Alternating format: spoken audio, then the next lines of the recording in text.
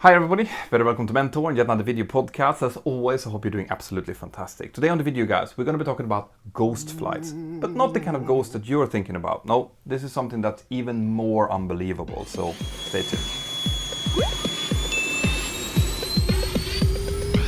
Wind 310 at 16, everyone right, right on.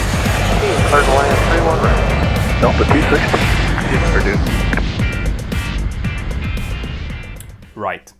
Ghost flights. I have received a lot of questions about these kind of flights, both in the Mentour Aviation app on mentorpilot.com, through Twitter, through Facebook and everywhere. And everyone is equally outraged. How is it that these flights are allowed? Why can they not be stopped? Now, a ghost flight is a flight that is flown virtually empty. Okay, and it's a flight that is flown virtually empty day after day. There can be some passengers on it, sometimes there's no passengers on it, but it's very obvious that it's not a flight that is gaining any kind of money for the airline involved. So why is it flown in the first place? Well, in order to understand this, you have to understand the extraordinary situation that the airline industry is facing at the moment.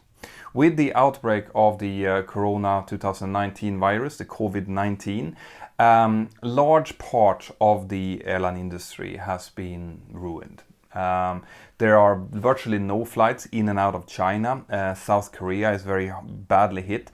And just 2 days ago, the government in Italy basically put the entire Italian country under quarantine. So from the end of this week, there's not going to be any flights into Italy, out of Italy, and very few, if any, flights operated domestically in Italy. Italy is one of the biggest markets in Europe. There's a lot of tourists going in and out of Italy. It's a lot of business travel. But even though Italy is the first country that has completely shut down its borders, this affects more than just Italy. People are nervous, they're afraid.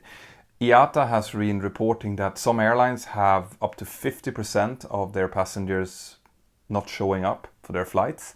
They're reporting declines of 26% over the entire network, and of course into Italy up to 100% decline in bookings.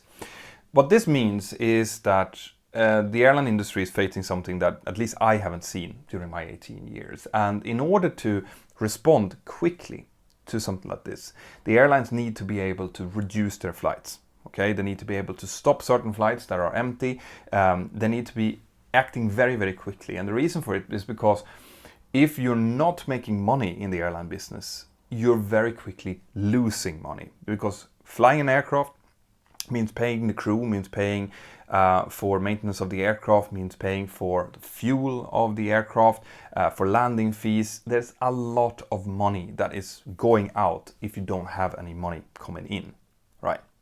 So obviously the airlines want to quickly kind of hunker down and try to minimize the exposure to this. But here is where some regulation comes in, that creates these ghost flights. Some of the airlines in Europe, think of the biggest ones like Heathrow, Gatwick, Frankfurt, Brussels, Barcelona, Madrid, Rome. These airports are incredibly popular under normal circumstances. Everyone wants to go there. That's where the most people are. That means that that's where the most money is for the airlines. So all of the airlines want to fly into these airports. But obviously these airports have only a limited amount of runways, and there is a minimum separation between the aircraft, both during takeoff and landing. I did a video about that a few weeks ago. So there's only a certain amount of takeoff and landings that can be done every day in these major airports. And there are more airlines and more aircraft than there are slots. Slots is either a landing or a takeoff time. So in those airports, the airport and the aviation authority had to come up with a system for how to allocate these landing and takeoff times. And what they did was they created basically a marketplace for slots. So the airlines could come in and they could bid about certain slot times. Sometimes like early morning, midday, afternoon are more attractive than others, so we'll go for higher prices. But basically the slots are allocated out to people to buy them. So a single slot can be worth millions of euros, all right? That works well in a economy that's working in a normal way, as in when there's loads of passengers flying, there's no problems to fill the flight. Well, then this system works beautifully. But they also had to come up with a system where if, let's say, one airline was completely dominant in one of these airports, and there was a slight downturn in the economy, for example, and this airline decided, well, actually, I'm not going to be using all of these slots that I have. There had to be a rule in place to make sure that this was not being abused, so that if this airline didn't want to fly those slots, well, then another airline maybe could be given the chance. And this, now we're getting close to why these ghost flights are happening. So what they decided to do was they put a 80-20 rule in force. This means that any airline that have been allocated slot times at this airport have to operate at least 80% of those slots in any given year, right?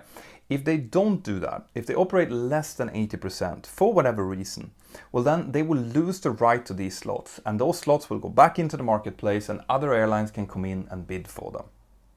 Okay? Now, back to where we are now. So right now, the airlines would want nothing more than just to close down some of their routes, right? Just go down to half of the flights between certain destinations and save some money. But because this rule is enforced, because this law is there, it means that if an airline decides to do that, well, then they run the risk of not having these slots available next year, when there hopefully is no coronavirus and when they really need these slots in order to keep their market going. Because remember, they already have the aircrafts, their fleet is set for having these slots there. So this means that for this airline, whatever airline it might be, it is actually less of a risk to just keep flying empty aircraft in and out of this airport to keep above 80% and not risk to lose these precious slots than it is to actually slash them and risk losing these slots. Now, obviously, this is complete madness, right? It's madness for everyone involved. The airlines loses money. The airport does not gain any money because the airports gain most money from the passengers that are being transported in and out, who are buying stuff in tax-free and things, and they're not on empty flights. The environment is suffering badly from thousands of kilos of carbon dioxide that's being spewed out into the atmosphere for no reason whatsoever. So IATA last week came in and complained about this and asked the European Parliament to please release this law for the period of 2020. Just get rid of it, stop it, so that the airlines are allowed to hunker down and start saving up some money as a kind of a temporary measure. And actually, today, the president of the European Parliament, Ursula von der Leyen, came out and said that they were doing just this. Okay, they have a suggestion in force where the European Parliament will try to put into law to get rid of the 80-20 rule for the season of 2020. And now it just needs to go through the European Parliament and the European Commission and be approved by the 27 member states. And once it is approved by the 27 member states, it's likely that we won't see these type of ghost flights anymore. Okay, it's likely that this is going to happen quite quickly because we all know that this is an emergency measure to try to stop something completely stupid from happening. But whenever you hear or see in the media ghost flights, this is what it is, and that's what they're talking about.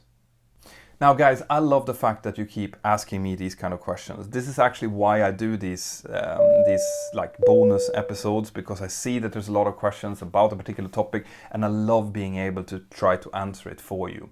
If you have more questions, then please remember to get into the comment field, ask more, or if you want a direct answer, then just download my free Mentour Aviation app. There's a link here in the description, and you can go in and join either the forums where there's more technical discussions or the chat where there's more general discussions.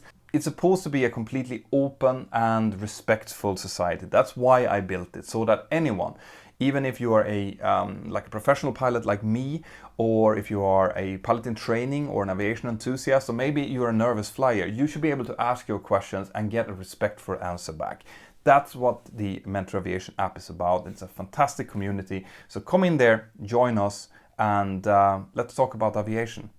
If you're interested in getting very quick aviation news, well then mentorpilot.com and the Mentour Aviation app is the place to go to, because I have a fantastic team of administrators that's scouring the internet every day, and they search for the most interesting aviation news. When they find them, they put them into the app and they push out the most interesting ones to you. So check out the app, check out mentorpilot.com, and I'll see you next time. Bye-bye. Right guys, I really hope that you liked that. If you want more content like that, more aviation content, well then check this out. I hope that you have subscribed to the channel and that you've highlighted the little notification bell. See you inside of the Mentour Aviation app and have an absolutely fantastic day. Bye-bye.